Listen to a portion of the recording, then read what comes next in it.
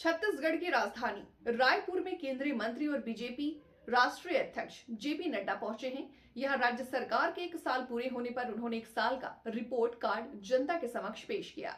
जनादेश पर्व कार्यक्रम के बाद वो बीजेपी कार्यालय कुशाभाऊ ठाकरे परिसर पहुंचे, जहां जेपी नड्डा ने स्मृति मंदिर का लोकार्पण किया। स्मृति मंदिर में भारत माता की मूर्ति के साथ 5 संस्थापक सदस्यों की मूर्ति स्थापित है। यहाँ पंडित दीनदयाल उपाध्याय, श्यामा प्रसाद मुखर्जी, अटल बिहारी वाजपेयी, राजमाता सिंधिया और कुशाभाऊ ठाकरे की मूर्ति रखी गई है। और पार्टी में महिलाओं का योगदान बढ़े, इसके लिए अपना सारा जीवन लगाया। ऐसी राजमाता सिंधिया जी की मूर्ति लगाई है, जो एक दधीची की तरह ऋषि पुरुष के रूप में जो कुशाभाऊ ठाकरे ने संगठन की रचना की, उनको आपने प्रेरणा के स्रोत के रूप में रखा है। और जिन्होंने भारतीय जनसंघ से भारतीय जनता पार्टी के रूप में समाज में प्रतिस्थापित करने में जिन्होंने एक बहुत बड़ी भूमिका निभाई, भारत रत्न अटल बिहारी वाजपेयी जी, उनको भी आपने इसमें समाहित किया है। तो ये बहुत ही अच्छा स्थान है। यहाँ से हमारे कार्यकर्ता प्रेरणा लेंगे और इस कार्यक्रम को आगे बढ़ाएंगे, ऐसा मेरा मानना है। मैं एक बात और कह देता हूं, सिर्फ क्योंकि कार्यालय, कार्यकर्ता, नेतृत्व, इन सब की बात हो रही है, तो मैं आपसे सिर्फ चर्चा करते हुए बताना चाहता हूं कि जिसको भी भारतीय जनता पार्टी में काम करने का मौका मिल रहा है, वह अपने आप को बहुत भाग्यशाली समझे, बहुत भाग्यशाली समझे। सबसे पहली बात तो यह है कि अभी मैंने एक नो बीजेपी शुरू की है। नो मतलब NO नहीं, KNOW, no BJP, Bharatiya Janata party को जानो। और आपको जानकर के खुशी होगी कि भारतीय जनता पार्टी को जानने के लिए दिल्ली के 6 दीनदयाल उपाध्याय मार्ग पर 63 राजदूत, विभिन्न देशों के राजदूत 3-3 घंटे लगा करके सिर्फ भारतीय जनता पार्टी को जानने के लिए आए हैं। 3 प्रधानमंत्री, 2 विदेश मंत्री, 1 वित्त मंत्री विभिन्न देशों के, वो भारतीय जनता पार्टी के कार्यालय में आए हैं। और भारत में आए हुए कोई भी प्रधानमंत्री या राष्ट्रीय अध्यक्ष जो भारत आ रहे हैं, उनके साथ राष्ट्रीय अध्यक्ष की मुलाकात होना, यह उनकी इच्छा रही है और भारतीय जनता पार्टी के साथ हो रही है। यानी बीजेपी अब देश में ही नहीं, दुनिया में, और जब मैं दुनिया की पार्टियों को देखता हूं तो मैं कहीं भी ऐसी व्यवस्था नहीं है जैसी पार्टी की व्यवस्था हमारे यहां है। और उसमें भी जब वो दुनिया की सबसे बड़ी पार्टी हो जाती है और उसमें आपको काम करने का मौका मिलता है, तो ये हमारे लिए सौभाग्यशाली स्थिति आती है कि हम उस पार्टी के जीवंत अंग हैं, हम उसके जीवन पार्ट एंड पार्सल हैं। इसलिए अपने आप को भाग्यशाली हमको मानना चाहिए। दूसरी बात मैं हमेशा जो सबको कहता हूं कि इसकी ग्रोथ कोई रोक नहीं सकता है, और चुनाव के नतीजे उतार चढ़ाव चलते रहेंगे, लेकिन इंट्रिंसिक स्ट्रेंथ, आत्मिक शक्ति और पार्टी की विचारधारा की शक्ति सदा बढ़ती चली जाएगी, सदा बढ़ती चली जाएगी। इस पर हमको कोई दो राय नहीं।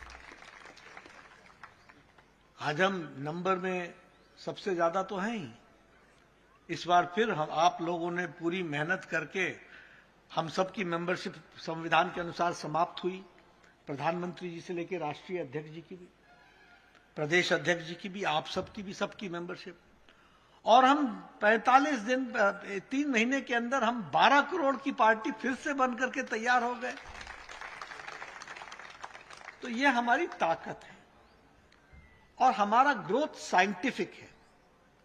इसलिए हम जहां नहीं है वहां भी हम कल होंगे, ये मान करके चलिए।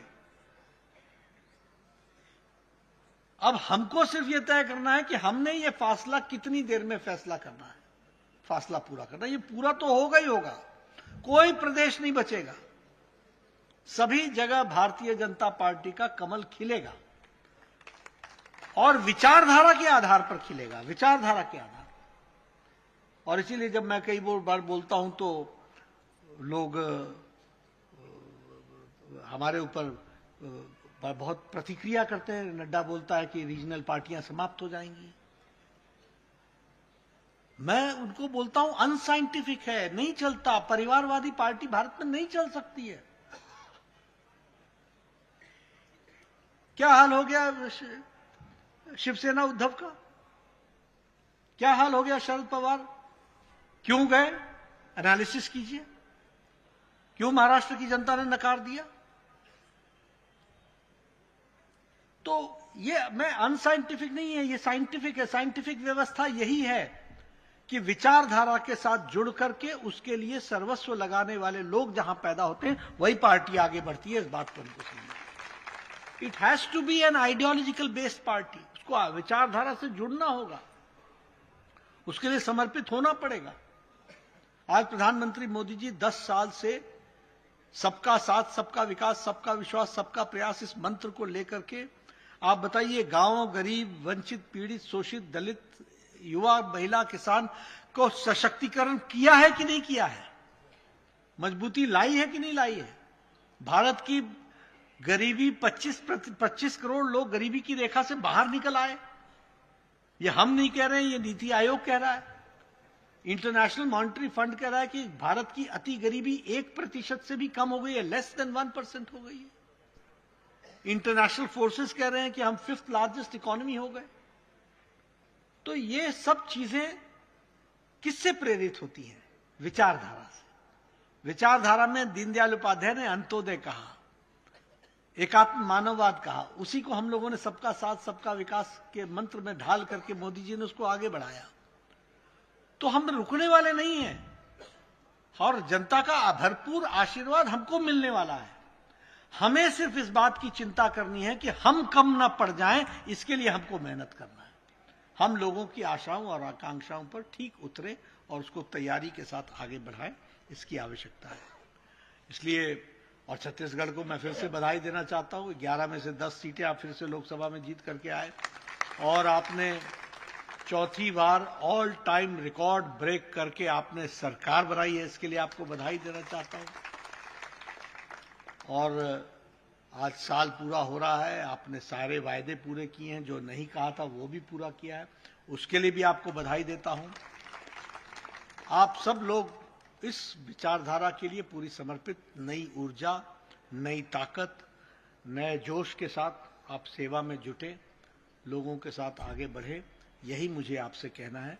मुझे पूरा विश्वास है कि आप पार्टी को आगे ले जाएंगे। इन्हीं शब्दों के साथ बहुत बहुत धन्यवाद।